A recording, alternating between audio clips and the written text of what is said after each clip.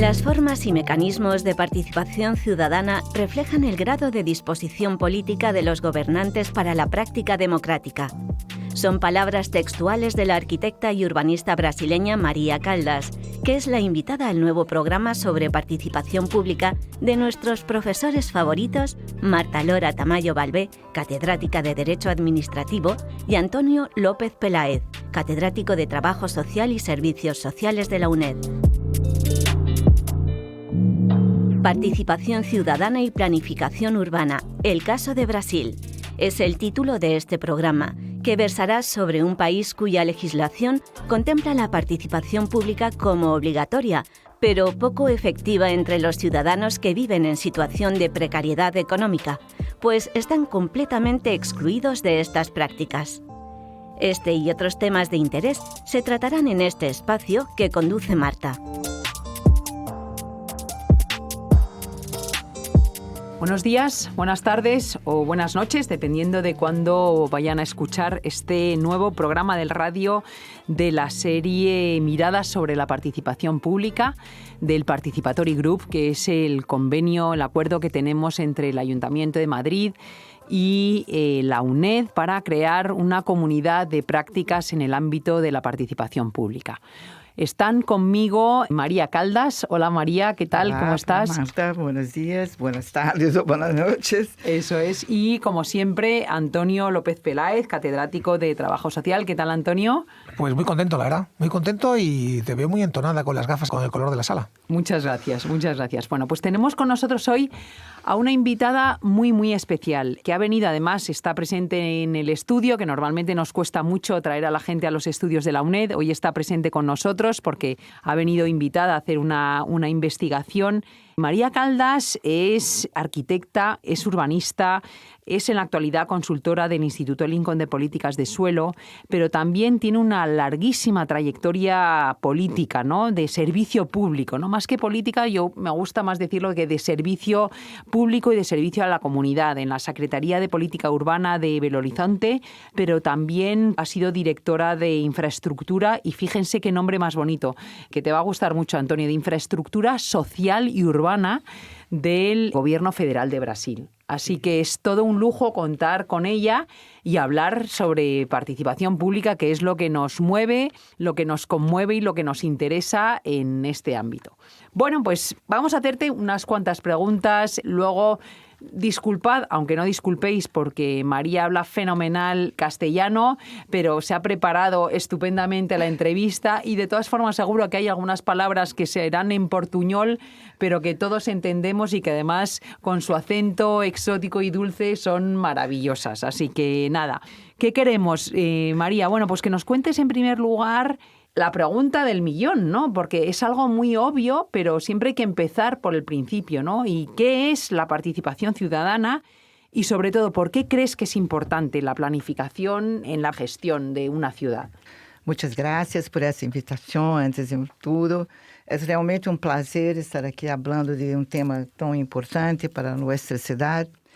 Para a pergunta que de millón, ¿no? Que es, la participación ciudadana, para mí, es un medio pelo qual os cidadãos podem interferir, produzir cambios sociais significativos que permitam a toda a sociedade compartilhar de uma forma mais equitativa os benefícios da vida urbana, não? Para mim, é uma prática essencial, não? La considero um direito, porque a cidade não é só um conjunto de edifícios e vias, mas, por el contrário, é um retrato das relações humanas que se organizam em um determinado território. Observar as condições de vida em nossa cidade, a igualdade ou a desigualdade, nos permite compreender de imediato a correlação de forças e como ocorrem as relações políticas, econômicas, sociais desta sociedade. E a maioria das vezes, o equilíbrio só é possível mediante a oportunidade de participação de cidadãos na formulação das políticas públicas. La verdad es que es muy interesante buscar este equilibrio que solo es posible con la participación. Hay muchas formas y mecanismos de participación. En tu opinión, María, ¿qué consideras más importante para asegurar una participación efectiva? Bueno, existe muita literatura clássica a respeito desse tema, pero as formas e mecanismos de participação cidadã refletem o grado de disposição política dos governantes para a prática democrática. Não? Algumas estratégias buscam só divulgar políticas públicas já elaboradas, outras buscam manipular com o fim de tentar convencer a população. Também existem estratégias que buscam só escutar a opinião da comunidade sem de hecho comprometer-se a acatá-la. Pero existem formas de participação que buscam construir coletivamente políticas públicas e outras que respeitam as deliberações da coletividade, o qual representa, para mim, o mais alto grau de democracia participativa. Em minha opinião, a participação efetiva só existe quando existe a possibilidade de formulação e deliberação de propostas por parte da população. Sin embargo, sempre que se assegurem as condições de igualdade para a participação dos diferentes grupos que têm interesses distintos e muitas vezes divergentes sobre a cidade. Esses aspectos são especialmente importantes para a sociedade de países com forte desigualdade social e econômica, como é o caso do Brasil, onde grande parte da população vive em situação de precariedade urbana, pero está normalmente excluída dos processos decisórios do governo, que são, como sempre, fortemente influenciados pelos sectores productivos. Muchas gracias, María. La verdad es que yo creo que has dado en la clave. Tenemos algunos programas de Platón en el que contamos uno de los primeros papers que hubo en torno a la participación, que era la escalera de Einstein, en la que precisamente iba marcando los distintos pasos de la participación, ¿no? Y qué era y qué no era. Primero divulgar, manipular, escuchar, o lo que realmente es la participación, que es esa construcción colectiva y real. Y yo creo que me ha encantado, y venimos de tomar un café con un profesor que no cree mucho, no está muy convencido en los resultados de los procesos participativos. Y creo que precisamente en esa conversación tú has estado muy certera, ¿no? Al señalar y subrayar que la participación en países en los que la democracia es más débil es fundamental, porque es la forma de incluir a los excluidos, ¿no?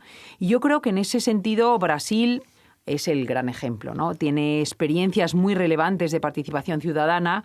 Y cuéntanos algo, para eso te hemos traído, ¿no? Si podrías sintetizar también un poco primero qué es clave, ¿no? Para entenderlo, en qué contexto político y social se inician esas prácticas de participación en Brasil, ¿no? Y creo que de verdad hoy para los oyentes es un privilegio tenerte, ¿no? Porque la cuna de la dimensión y la concepción de la participación, no solo en América Latina, sino en Europa, se da en Belo Horizonte, ¿no? Es decir, ese inicio de la participación. Así que estad muy atentos por lo que nos va a contar María.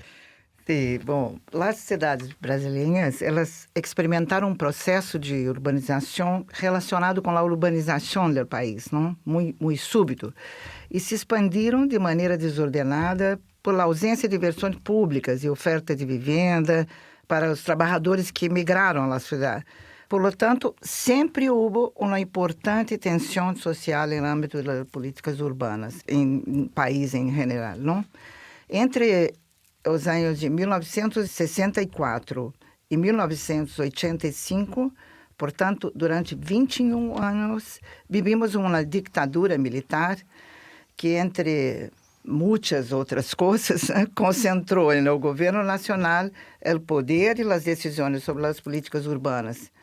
E, como é comum na sociedade latino-americana, destinou as inversões públicas para favorecer a reprodução do capital, ignorando as demandas da parte mais pobre da população. Com o final da ditadura, esses movimentos sociais que lutavam por melhoras urbanas já estavam muito consolidados e foram fundamentais para influir na nova Constituição brasileira, né? Essa Constituição estabeleceu um amplo processo de descentralização do poder e de grande autonomia política para a cidade. Esse novo momento, as palavras-claves foram democracia e participação cidadã. Nesse contexto, muitos governos progressistas em diversas cidades brasileiras iniciaram práticas de democracia participativa muito exitosas, como o pressuposto participativo, que é muito conhecido, não? Em qual a população delibera sobre as inversões públicas. Também a criação de muitos instrumentos como conselhos deliberativos de políticas sectoriais, tais como vivenda, transporte e muitos outros, não? Esta prática permitiu ampliar socialmente a discussão sobre os temas urbanos e, como consequência, a conscienciação sobre o direito à cidade como uma conquista social, né? E também contribuiu a fortalecer os movimentos sociais organizados que começaram a exigir o direito à participação. Obviamente, isto não ocorreu em todas as cidades brasileiras, mas estuvo fortemente vinculado às cidades governadas por administração progressista, né? E, atualmente, a participação cidadana na elaboração da legislação urbana é obrigatória em todo o país. Pero, como mencionei antes, o nível de participação depende da vontade dos governos.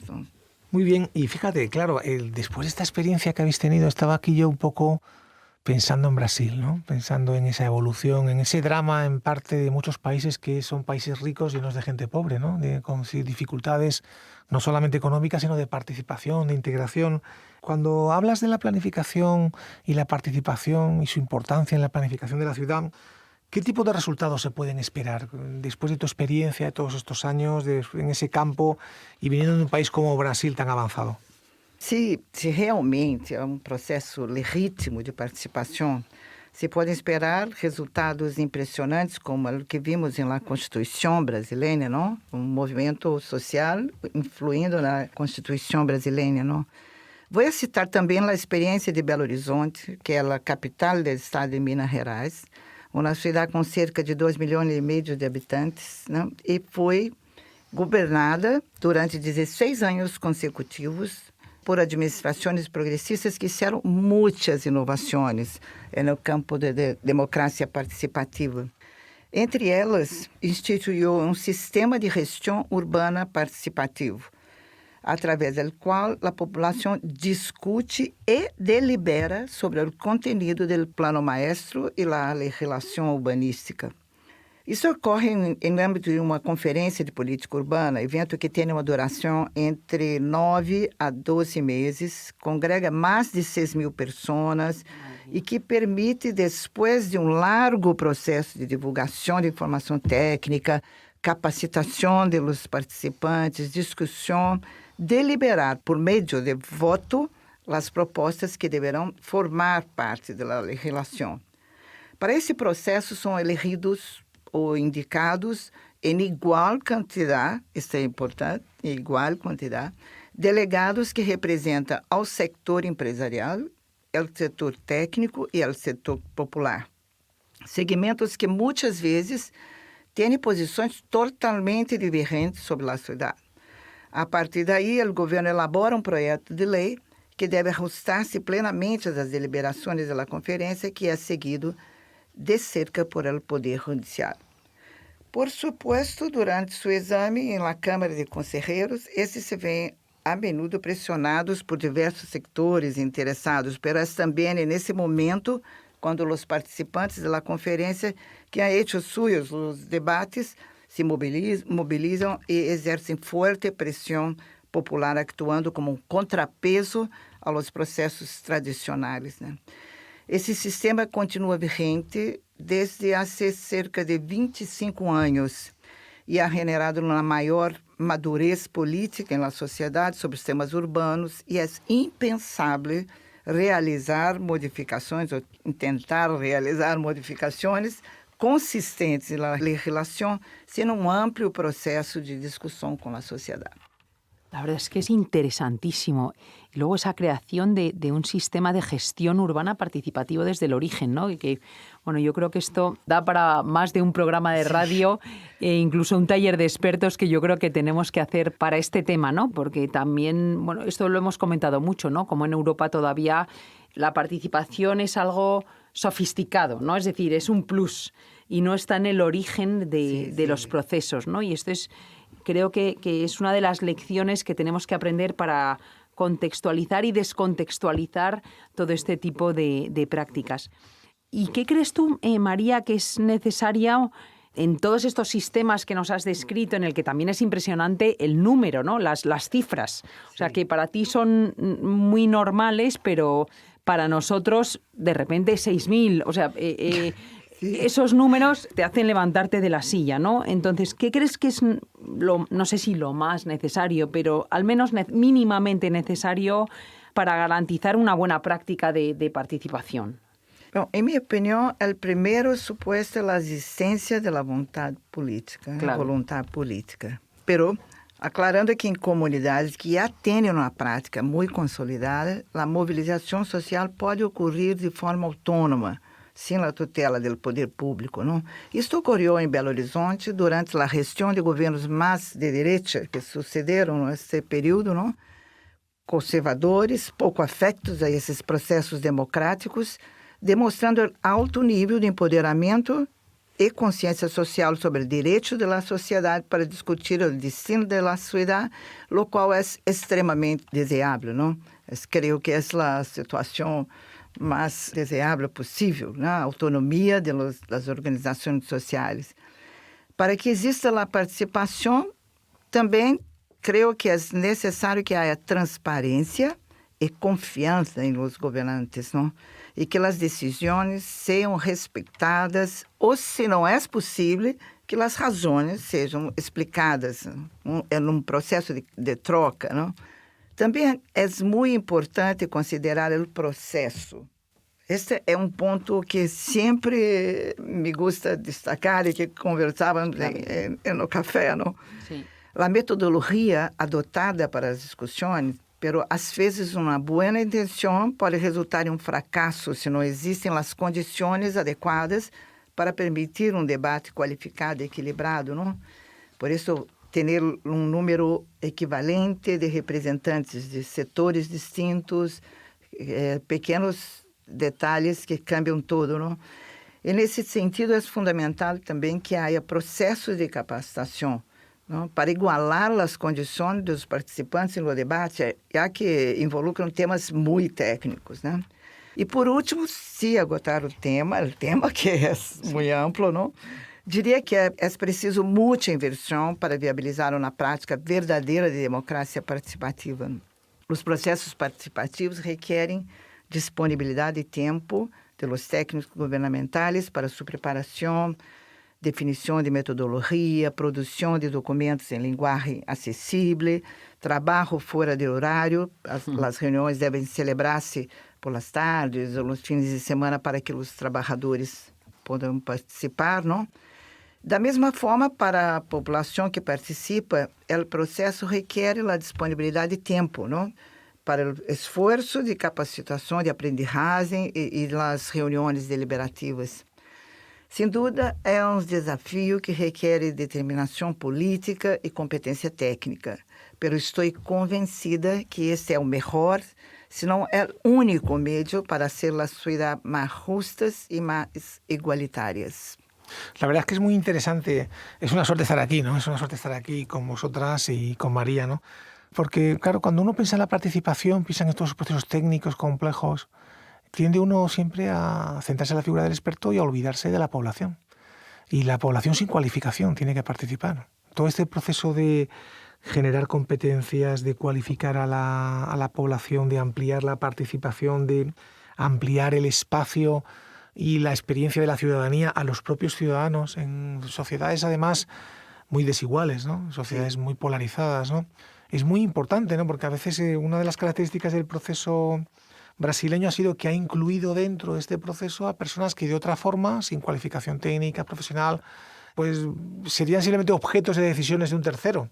Y en este sentido es una experiencia democrática de crecimiento personal, o sea, de crecimiento en las propias competencias, ¿no? A mí me parece muy importante esto que señalas de esta focalizar en darle competencias a las personas para poder participar. En el fondo la participación es un proceso educativo, es un proceso de inclusión educativa donde pones tus competencias a favor de la interacción con los demás, ¿no? Entonces a mí me parece que es muy importante. Y la segunda cosa que me parece muy importante, lo que has dicho antes de a veces se pueden llevar las decisiones a buen término, a veces hay que explicar por qué no, ¿no? Pero una experiencia básica de los procesos participativos es la aceptación del otro, que el disenso, que el no estar de acuerdo, no es una ofensa.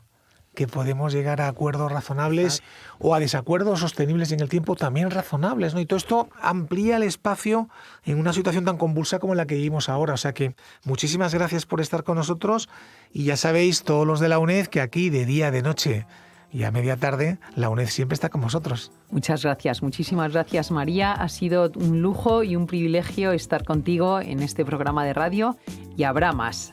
Habrá más, y siempre felicitamos a nuestros técnicos, que están aquí Eso cumpliendo con Gracias, el trabajo Javier. siempre. Y no os imagináis los que nos estáis escuchando siempre lo que significa tener dispuesta la sala, los micrófonos, la grabación. Hay todo un trabajo que tenemos que reconocer de los que nos apoyan y también participan con nosotros en este programa magnífico. Muchas gracias. Gracias. Muchas gracias.